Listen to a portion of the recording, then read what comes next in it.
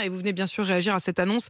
Augmentation de 3,5% des salaires au 1er juillet pour les fonctionnaires, après que le point d'indice ait été gelé pendant des années. Et pourtant, vous nous dites ce matin que le pouvoir d'achat des fonctionnaires va continuer de baisser. Oui, tout à fait, parce que vous l'avez dit, donc augmentation de 3,5% qui a été annoncée hier par Guérini, alors que l'inflation est de 5,2%. Donc il n'y a pas besoin d'avoir fait beaucoup d'études de mathématiques pour comprendre qu'il y a en effet encore un écart avec cette inflation.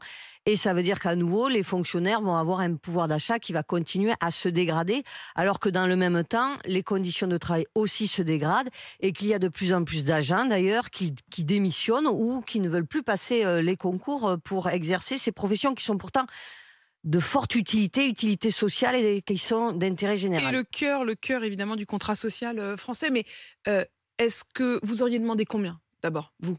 Alors nous, à minima, la CGT, nous étions sur 10% de revalorisation du point d'indice avec une rétroactivité au 1er janvier 2022 et Bon, vous étiez un peu gourmand, vous aviez mis la barre un peu haut quand même. c'est-à-dire que nous, on n'oublie pas ce qui s'est passé les dernières années, comme vous l'avez dit, au moins depuis 2010, c'est un gel quasi systématique du point d'indice. Ça veut dire que nous avons calculé la perte du pouvoir d'achat depuis 2010.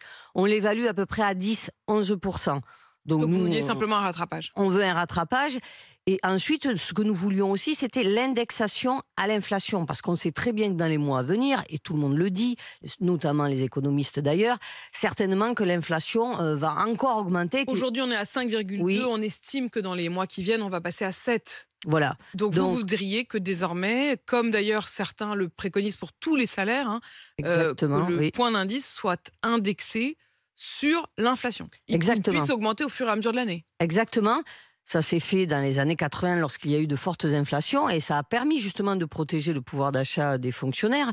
Et je dirais que d'ici quelques mois, s'il n'y a pas cette indexation, à nouveau, un certain nombre d'agents qui ont de basses rémunérations vont avoir des rémunérations en dessous du SMIC, puisqu'à chaque fois qu'il y a le relèvement du SMIC, nous avons donc des agents qui ont une rémunération qui passe en dessous de cette fameuse Là, barre. pour le coup, le ministère de la fonction publique affirme Oui. qu'avec cette augmentation de 3,5%, les 700 000 fonctionnaires qui étaient au Oui. niveau du SMIC vont être au-dessus du SMIC, qu'il n'y aura plus de fonctionnaires au SMIC. Oui. Est-ce que c'est juste? Est-ce que leurs calculs sont justes? Alors aujourd'hui, puisqu'ils ont fait vraiment un minima, parce que pour eux, on est toujours un coût et non un investissement et non une richesse.